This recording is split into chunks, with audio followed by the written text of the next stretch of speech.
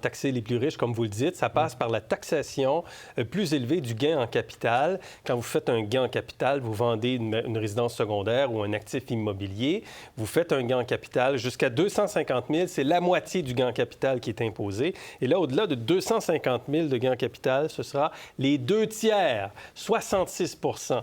La résidence principale demeure exemptée, puis ça va rapporter à peu près 20 milliards sur 5 ans, selon les estimations du gouvernement. Justin Trudeau a justifié de nouveau la hausse de la taxation. Aujourd'hui, on l'écoute. On va demander à ceux qui ont très bien réussi dans la vie de payer leur juste part. À l'heure actuelle, un multimillionnaire qui vit de ses investissements peut payer un taux d'imposition plus bas sur ses revenus qu'un travailleur de la classe moyenne. C'est pas juste. Et donc, même chez les plus riches, la taxation du dividende et la taxation du gain en capital est différente. Donc, on dit, par mesure d'équité, on veut augmenter cette taxation. Réaction d'abord, Karima. Oui, on joue un petit peu au côté Robin des Bois. Donc, on envoie ce message que, oui, on vous a entendu, la classe moyenne, les personnes qui ont des situations un petit peu plus fragiles au niveau financier. Bien oui, on va faire payer les plus riches, mais on s'entend quand même que cette mesure touche vraiment un très, très, très faible pourcentage de Canadiens. Donc, oui, ça va faire quand même une petite différence sur les revenus, mais on voit quand même que, là aussi, hein, on joue un petit peu au patinage artistique, puis on fait un triple salto parce qu'on ne veut pas trop non plus décourager l'investissement, décourager, envoyer le message que finalement, le Canada n'est pas un endroit où est-ce que vous pouvez faire des affaires et que vous allez être trop taxé. Donc, on envoie quand même ce message-là, mais on envoie aussi, de l'autre côté, le message qu'on fait payer les plus riches et qu'on se concentre, que les déficits, oui, ça fait un déficit au Canada, mais c'est au fond pour cette fameuse classe moyenne, que ce soit avec les différents programmes, donc l'assurance médicaments, on le dit, la question du logement, de tous ces milliards-là qui ont été finalement déployés dans ce budget. Mais il faut regarder quand même la perspective plus large, même à travers les différents pays. Le Canada se situe quand même en bonne position parce que je regardais, par exemple, le pourcentage de la dette. C'est toujours de regarder le PIB, pourcentage de la dette, oui, comparativement à d'autres grandes puissances. Si on regarde, la dette est faible. C'est ça, quand même, quand on se compare, parfois on se console, quand on regarde même la France, les États-Unis, l'Italie, d'autres pays, on pourrait faire quand même la liste. On est quand même dans un bon positionnement, mais je pense que pour les oppositions, de tabler, de dire, ben non, on ne respecte pas les libéraux, c'est vraiment l'endettement qui ne finit plus, c'est quand même aussi payant pour eux. Jacinthe Ève. C'est grave. C'est grave parce Qu'est-ce qui est grave? on fait beaucoup de redistribution de la richesse et on ne fait pas de création de richesse. C'est un budget qui redistribue la richesse, qui se concentre à redistribuer et à ne pas créer la richesse. Et si on veut rester compétitif sur le plan international, bien, il faut que le Canada se propulse dans l'avenir, se propulse dans son économie, avoir une économie plus forte. Et on n'a pas un budget devant nous qui propulse, qui va nous permettre de propulser l'économie, de créer la richesse. On est simplement dans la redistribution de la richesse. Et quand on dit qu'on va taxer davantage les riches, l'optimisation fiscale, c'est une spécialité que monsieur, madame, tout le monde n'a pas accès, n'a pas les moyens de se payer. De toute façon, on n'a pas d'optimisation fiscale quand on a un portefeuille de Québécois moyens ou de Canadiens moyens. Par contre, les riches, eux, ils peuvent le faire. Alors, ça risque seulement de provoquer certains changements dans le fonctionnement d'un portefeuille de ces personnes riches, justement. OK. Rodolphe? Non, écoutez, moi, je vois ça, cette mesure-là, comme une diversion. Ça veut dire, ils ont montré ça pour dire on va soi-disant taxer les riches, pour pas qu'on regarde qu'il n'y a aucun contrôle des dépenses, qu'il y a une croissance des dépenses qui sont plus importantes que les revenus.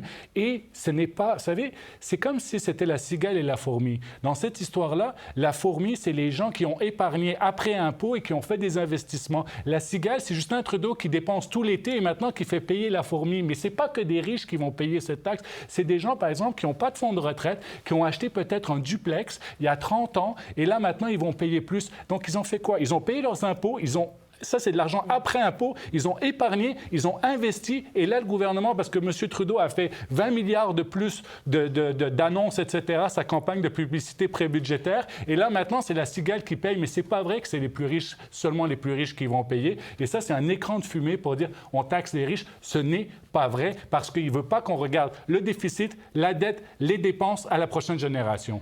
Et il faut savoir que ce qui nous coûte cher actuellement, c'est le service de la dette. C'est les intérêts qu'on paye sur notre dette. Parce que si on regarde la colonne des dépenses et la colonne des revenus, ça arrive. Ce qui fait qu'on est en déficit, c'est vraiment le coût de la dette qui est de 54 milliards de dollars. C'est ça qui fait qu'on est en déficit et que finalement, on ne réussit pas à rattraper notre retard. En fait, l'intérêt sur la dette est rendu à 54 milliards. C'est l'équivalent de ce que rapporte la TPS. Je disais ça hier à peu près à la même heure. Là. 54 milliards, ce sont les revenus de TPS aujourd'hui. Ou les transferts en santé, l'équivalent à peu près du transfert en santé. Échange aujourd'hui entre Pierre Poilievre et Justin Trudeau. Qui va payer pour cette orgie de 50 milliards de dollars de nouvelles dépenses inflationnistes? Qui va payer? La même personne que toujours. Vous allez payer. Vous qui perdez votre maison à cause des taux d'intérêt qui augmentent, vous qui payez trop de taxes, vous qui ne pouvez pas nourrir vos enfants. Pourquoi vous payez pour lui? Les conservateurs peuvent continuer à encourager les coupures et l'austérité. Nous, on va continuer d'investir pour le bien des Canadiens. Le revers du trop de dépenses et de l'exagération des dépenses, c'est de se demander si les conservateurs prennent le pouvoir, on coupe où? Qu'est-ce qu'on enlève? Qu'est-ce qu'on retire? Karima. Mais non, mais c'est ça. Je pense que oui, pour l'opposition en ce moment, c'est beau de dire tout ça, mais dans les faits, je suis pas sûre, les Canadiens, quand on leur dit que finalement, vous n'allez pas avoir tel ou tel service, quand on parle du manque de... Non, mais il y a ça aussi quand on dit il n'y a pas d'accès au logement. Donc, c'est aussi un choix. Je pense que les Canadiens, à un moment donné, ils ferment aussi un petit peu les yeux puis ils se disent, bien, on a besoin de ça, le coût de la vie a monté, il y a l'inflation. Donc, je pense quand même, j'ai l'impression que l'opposition essaie un petit peu de pousser, de mousser cette chose-là, mais comme je disais... à un moment donné, l'opposition, M. Poilievre, qui est en tête dans les sondages, il va devoir répondre à la question dans quoi on coupe? Quand on voit que sous le gouvernement Trudeau, il y a eu l'ajout de 100 000 fonctionnaires fédéraux, est-ce qu'on est en train de se dire qu'avant l'arrivée de Justin Trudeau au pouvoir, on manquait de fonctionnaires fédéraux puis qu'il y avait des lacunes dans notre système fédéral au point où on a ajouté 100 000 fonctionnaires et que maintenant, nos services fédéraux sont à ce point amélioré qu'on avait besoin d'ajouter une Donc, fonction on coupe publique. dans la fonction publique. Mais c'est des emplois aussi. On ne coupe pas. Il y a 10 000 départs à la retraite chaque année. Alors, il y a moyen d'y aller par attrition et de ne pas renouveler certains postes. La machine bureaucratique, qu'elle soit municipale, provinciale ou fédérale, à un moment donné, la machine se nourrit d'elle-même. On crée des programmes et ces programmes-là génèrent de la gestion, de l'administration et on injecte on crée des postes pour faire fonctionner le fonctionnement. Rodolphe.